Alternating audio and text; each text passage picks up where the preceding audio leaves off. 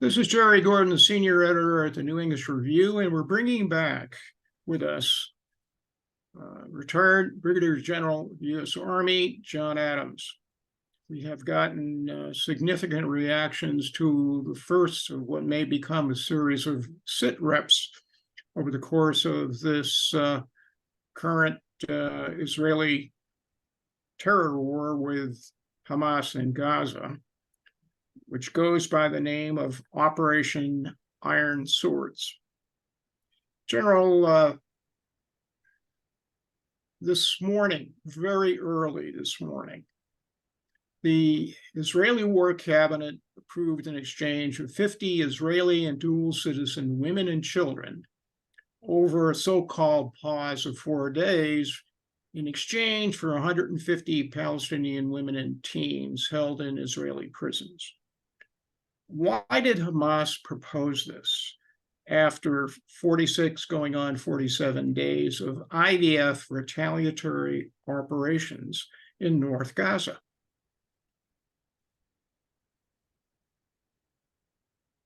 First of all, I think we have to know that this is a deal with the devil. There's no trust. There's no trust on either side, but certainly Israel, and I don't think they do trust Hamas in any way. But we, those who care about what is going on in Israel, and care about the country, care about the people, care about the IDF, those of us who care about Israel can't have any trust in Hamas either, or in the people who are pushed for this solution.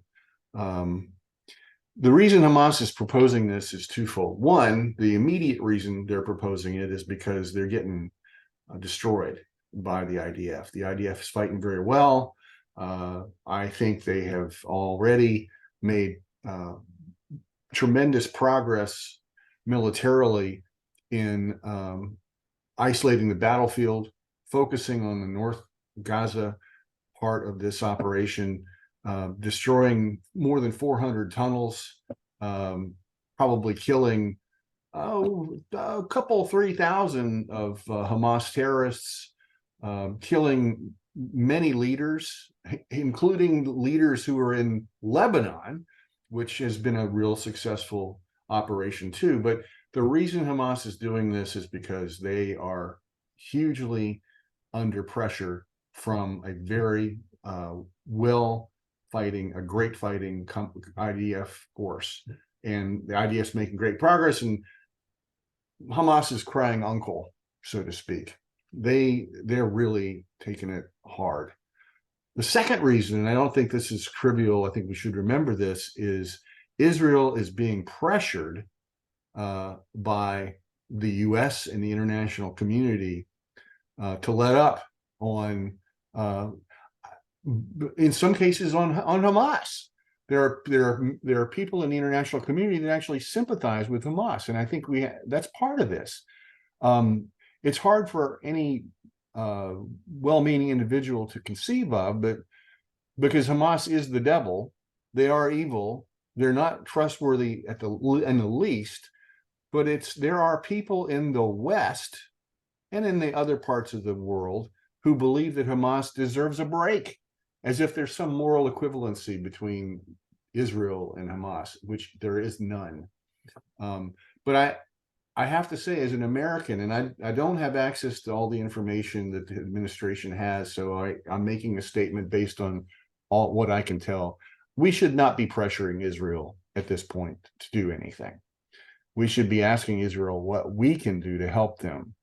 And I'm not sure that this is in the best interest of Israel. It certainly puts a pause in the momentum of what appears to be a very well-fought campaign by the IDF.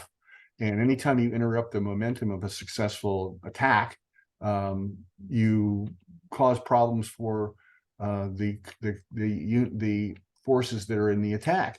Plus, and at least on the surface, this will give the Hamas a chance to regroup and refit and prepare for the remainder of this operation. Let's hope that it doesn't go that way. Let's hope that they will continue to be disrupted. And I have some thoughts on that, not based on my contact with immediately contact with the IDF, but I do know how they fight. So I will make some educated opinions on what the next stage will be, and I think Hamas will be they'll continue to be on their heels. But the reason they're doing this, the first and most important approximate reason, is they're just getting beaten, and they want relief. You had a interesting experience when you were stationed in Croatia in 1999 that is analogous to what is going on in terms of swapping hostages. What were the circumstances? What happened? And what lessons did you take away from that about hostage negotiations? In March 1999, the Serbian rump Yugoslavia, it was called the Federal or the former or Federal Republic of Yugoslavia, FRY.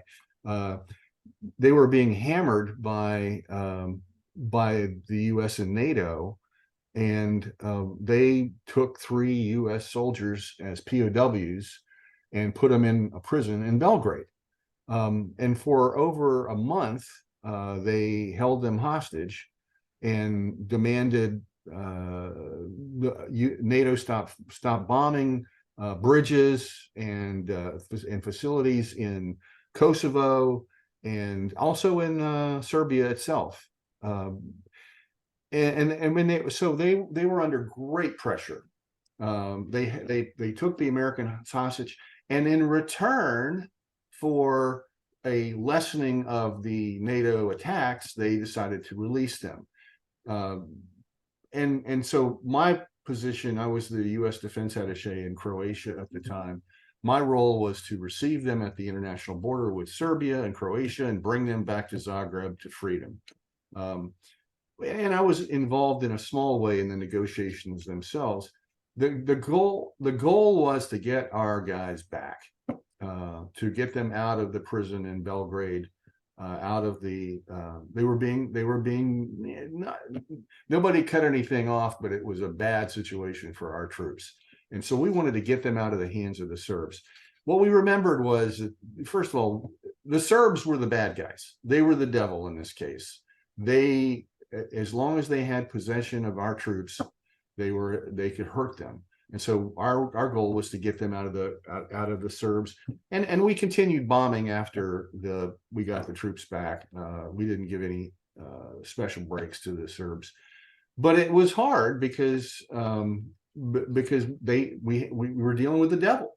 They were calling the shots, at least as far as the life and liberty of our soldiers concerned, and that means you've got to. That's always a very important consideration for a country with its soldiers in enemy hands.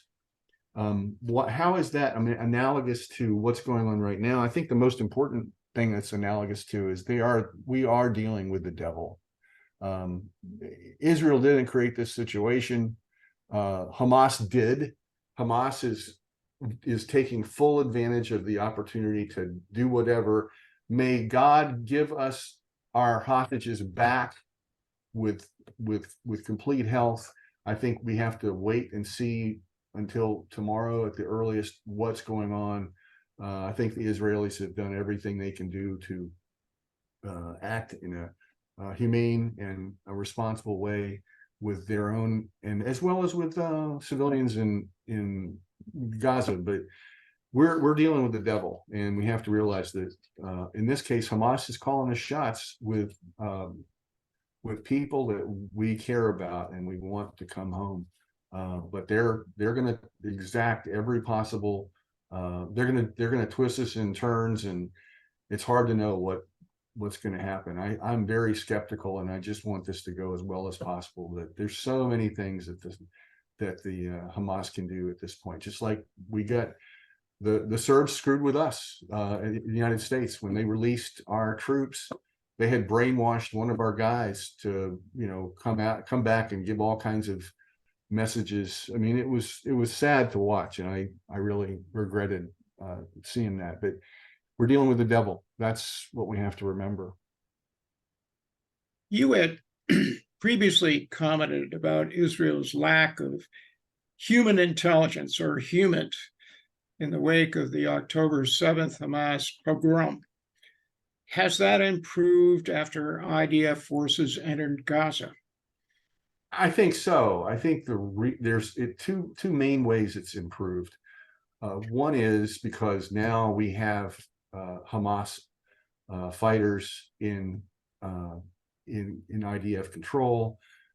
They have been interrogated. They will continue to be interrogated. They know information about what's tunnels, for example, perhaps where hostages are. I'm sure that's like question number one on the IDF interrogators list of questions. So that's one. And the other is that we've got troops on the ground, who have HUMINT collection teams with them, so they know exactly what they're looking for, and they're exploiting every possible goal, or every possible essential element of information. They're gathering it as we speak, and they're taking every opportunity. And the other thing I'll mention, and we can go, I think this is important too, is Israel is not going to talk about this, but we know publicly that Israelis have an incredible unmanned aerial vehicle fleet, which I'm sure they're using to great profit. Not only high altitude, they can get great video, both day camera and night infrared camera, from 15,000 feet. I know what things look like at 15,000 feet. It's not as far as you'd think, but right now they're flying at much lower altitude. So they're getting, if something moves in Gaza, which, as we know, is a small area, 25 miles by 4.5 to 7, a small area, and we got cameras on the whole area. And we just talking about North Gaza. If somebody sticks their little head out of a building, they've got it on camera. They can ID the people, and they don't need very much to build a target package for the people that they're targeting. So I think that's one of the things that they're doing. They're building target packages for Hamas fighters, but especially leaders. That's why one of the reasons they've been so successful. The other thing to remember is, and we can go into this too, what is the IDF doing now, or doing when they're not able to fight? They're sending drones into the tunnels. They've developed drones that are the size of a backpack, and those drones can go almost anywhere. They can't go through doors, granted, but they can go to the door and then take photos of the door and then figure out how to get through the door into the tunnel. So they're taking advantage of the opportunity. We can go into that in more detail. I think that's one of the other questions. But yeah, it's HUMINT is working. Human intelligence is very good, and it queues up targets and deepens the knowledge that the IDF has of the Hamas fighters and leaders. In your previous assessment of IDF strategy in conducting operations against Hamas in Gaza, how closely did what unfolded resemble recommendations from former PM Naftali Bennett, who was himself a former Maglan Special Forces commander? Well, Bennett is a combat veteran leader with Maglan, and Maglan has don't know much about Maglan. I mean, the Israelis aren't saying, "Oh, this is Maglan," although they have said Maglan's fighting in Gaza. I'd be shocked if they weren't. But Bennett has operational experience with Maglan, and their mission is to go behind enemy lines and take advantage of high technology to disrupt the enemy, to kill as many of the enemy personnel as they can, and just make their command and control as disruptive as possible. He did that. Bennett has done that in combat. And now he's provided a number of very good recommendations for how the Israelis are fighting. And to your question, it's remarkable how closely the IDF appears to have hewed to Bennett's recommendations. Now, he's a brilliant guy, but then so is Defense Minister Gallant, and so is Halevi, the chief of staff. They're brilliant, and they know how to fight. and frankly, so are Netanyahu's a combat veteran. He's a smart guy too. And Gantz, who is in the war cabinet, very brilliant guy. So they're probably talking together a lot. But to your point exactly, Bennett's recommendation, first of all, is establish a security zone, 5-kilometer security zone around Gaza. You know, they could have, but they actually wanted to take the whole place. So that may come later when this thing settles down a little bit. But that's a great recommendation, and that if that's all they did, this would be very helpful. But he also recommended that they split Gaza in two, north and south. They've done that. They're focusing on defeating Hamas in the north, destroying Hamas in the north, not just defeating, but destroying it.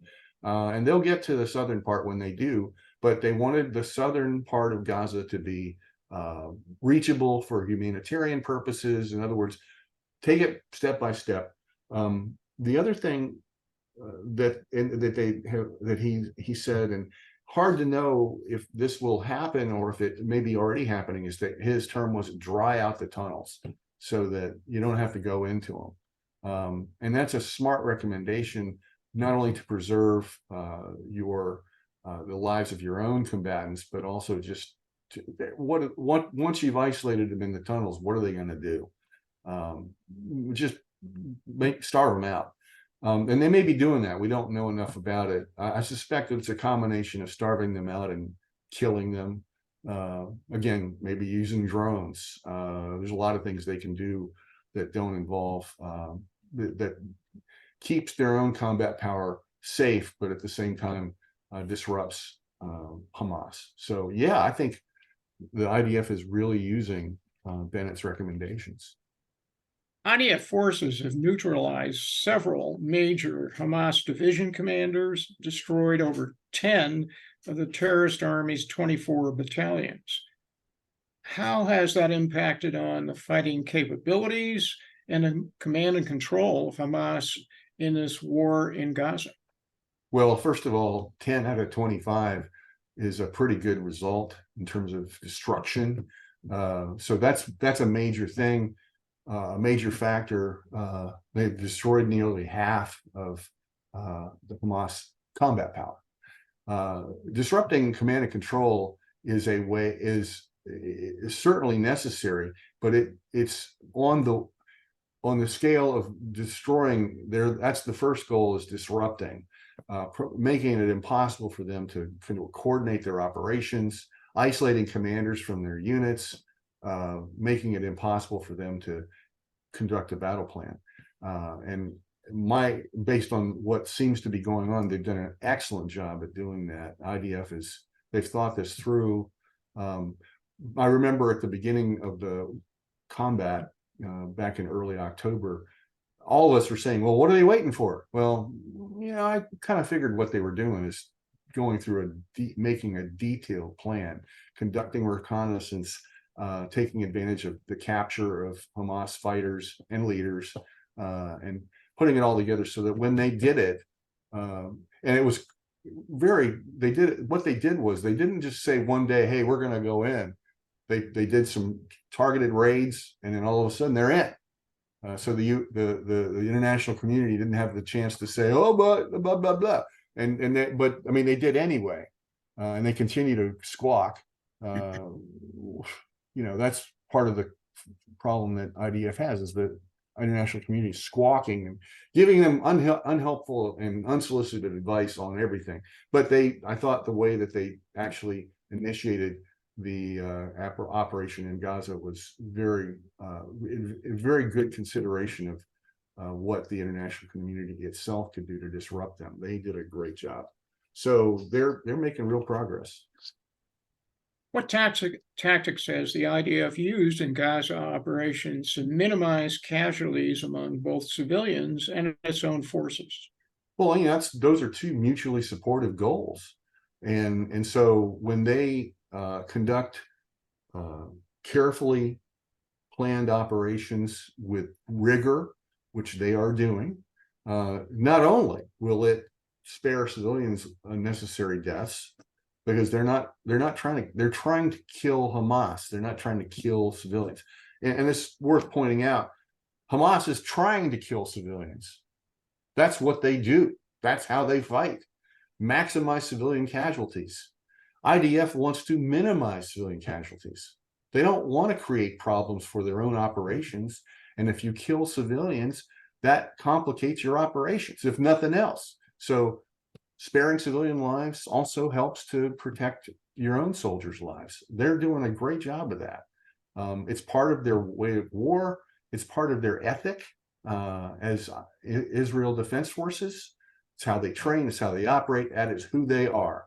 They fight ethically because they have a heritage of respecting human life. But they carefully select all their targets, and when they're conducting the operations, they're doing it in a way that tries to, one, not only preserve human life, both civilian and their own, but it also means that they don't try to destroy what they don't need to destroy.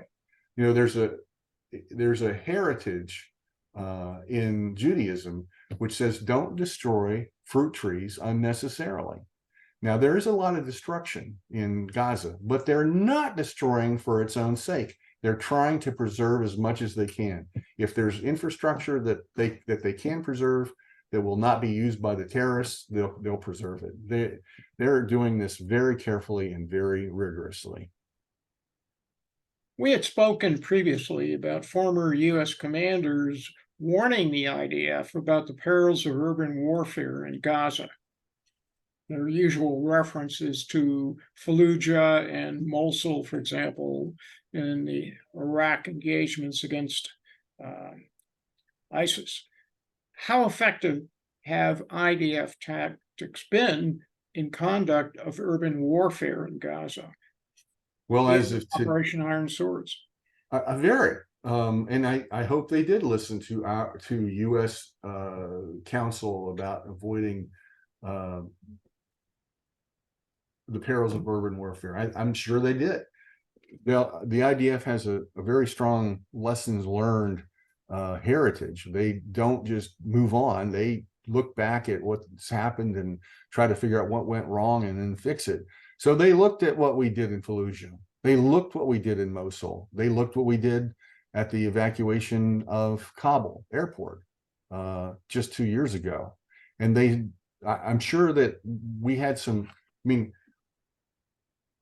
I'm an Army, retired Army general, and I'm proud of my Army and I'm proud of what we do.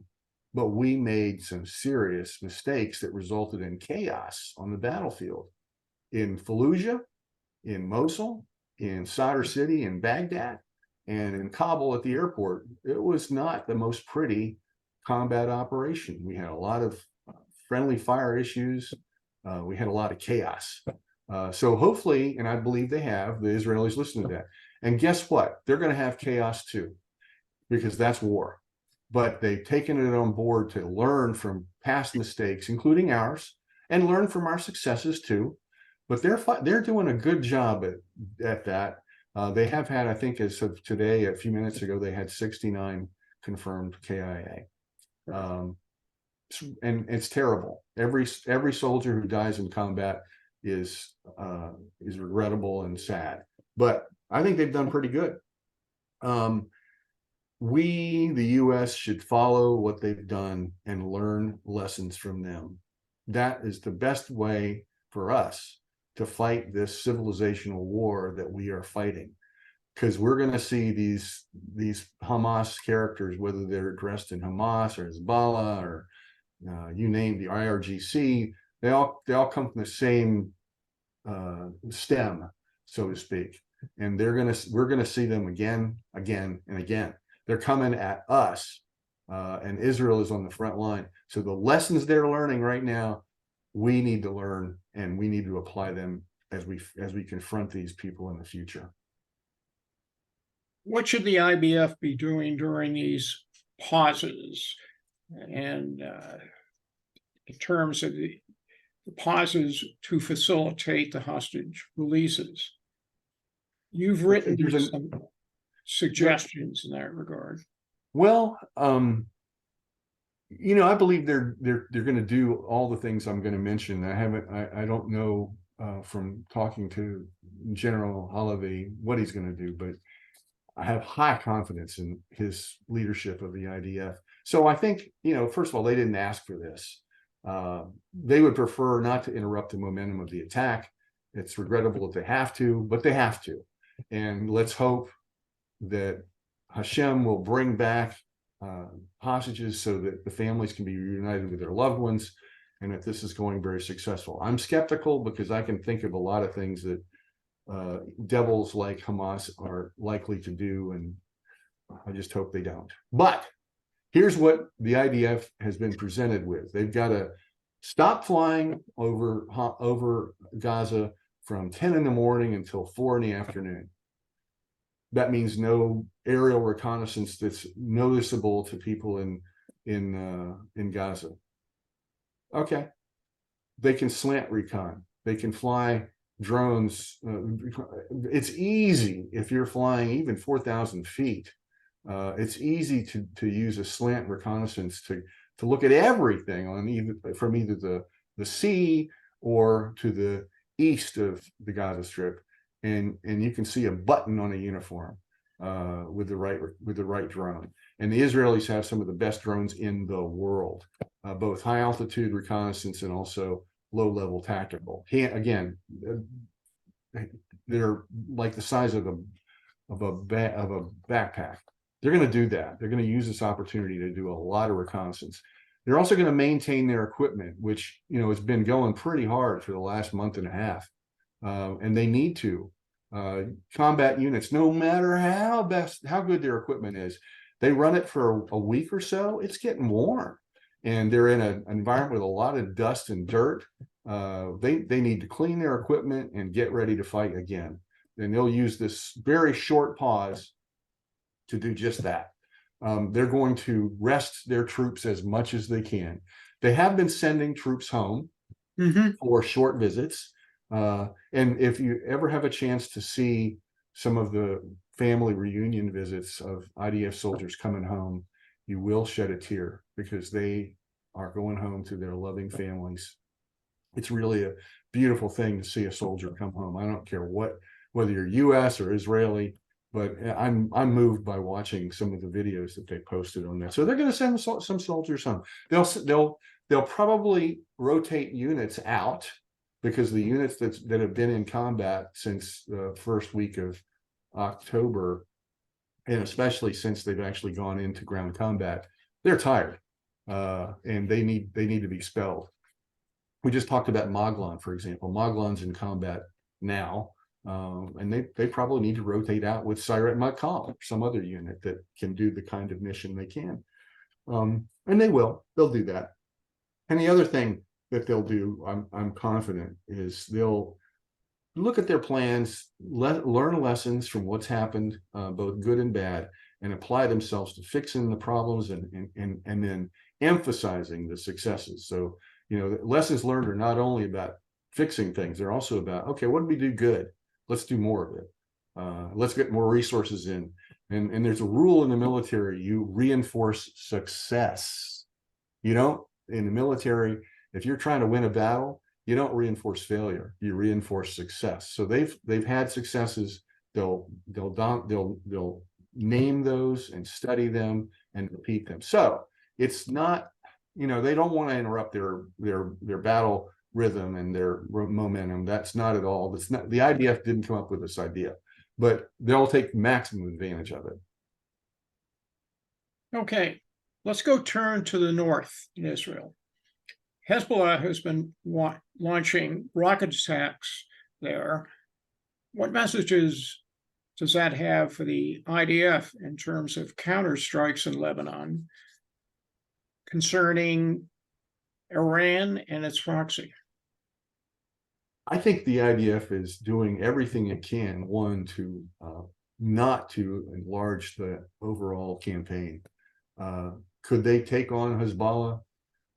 Yeah, they could, but it would really stress them, and they don't want to do that. That said, what they want to do is deter. They want to deter. You don't deter by responding to a pinprick with a pinprick.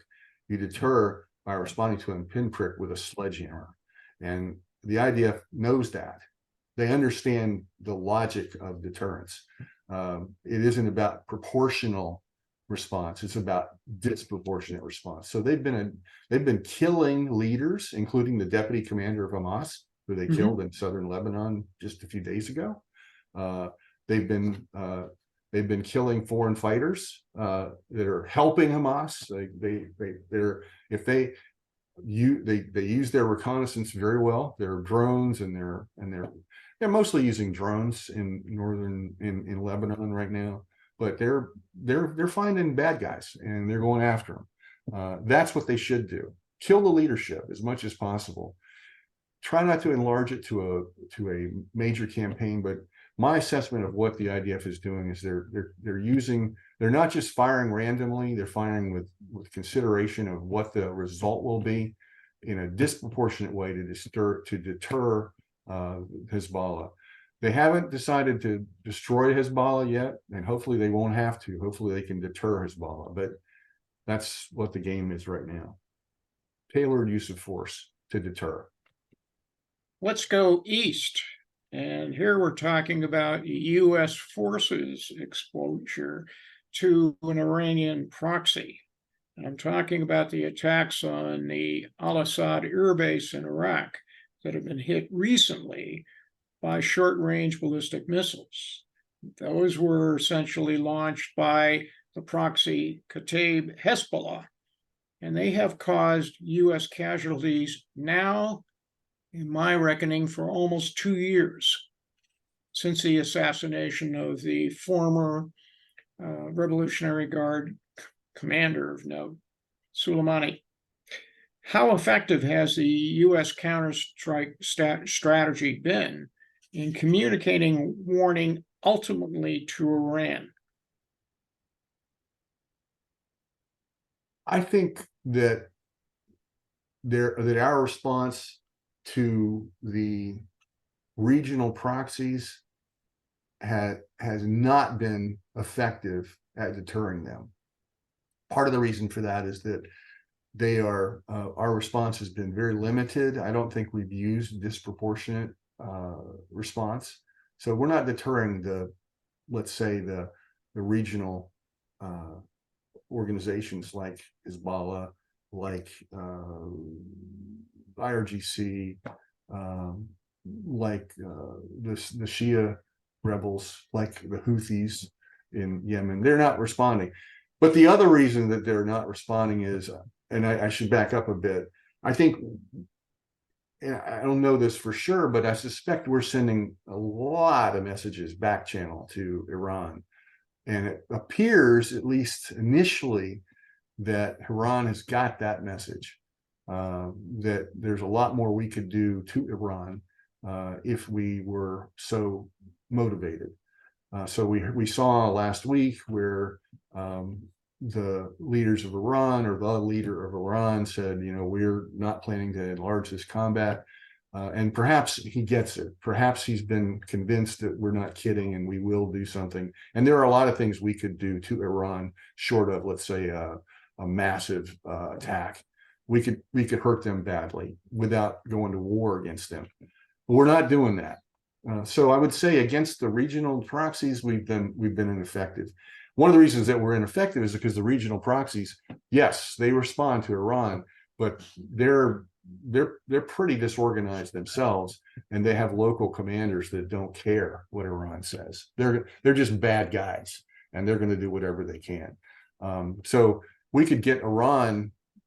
We could actually motivate Iran. I think we're doing it seems like we're doing what is necessary to keep Iran from making this thing a bigger fight, but it's not getting down to the local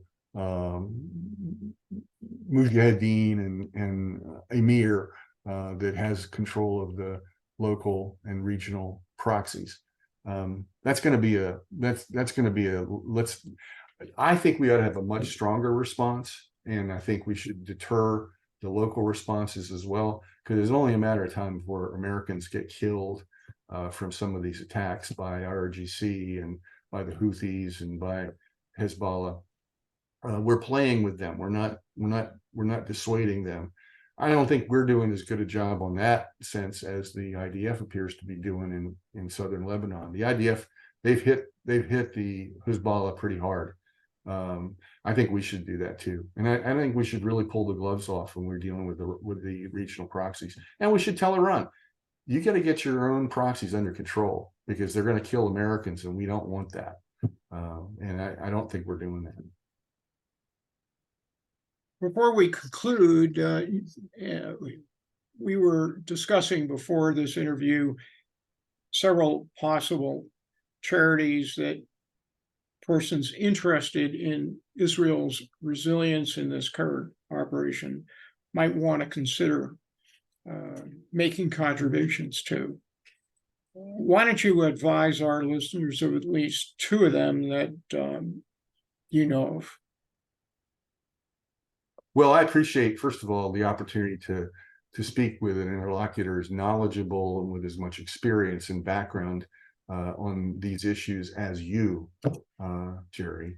And I think I'm probably speaking for both of us when I say what we as old soldiers would really like to do is put on our gear and go over there and help fight Hamas.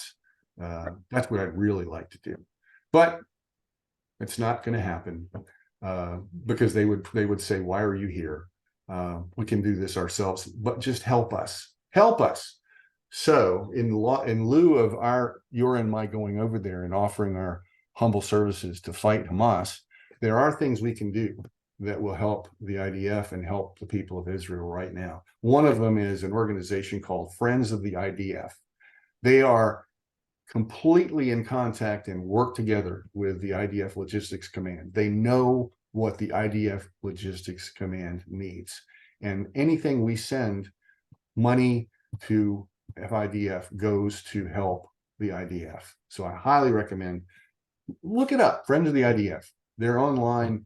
And not only that, the added benefit of that is if you're a member of Friends of the IDF, you can get an almost daily summary of what's going on from great representatives of the IDF.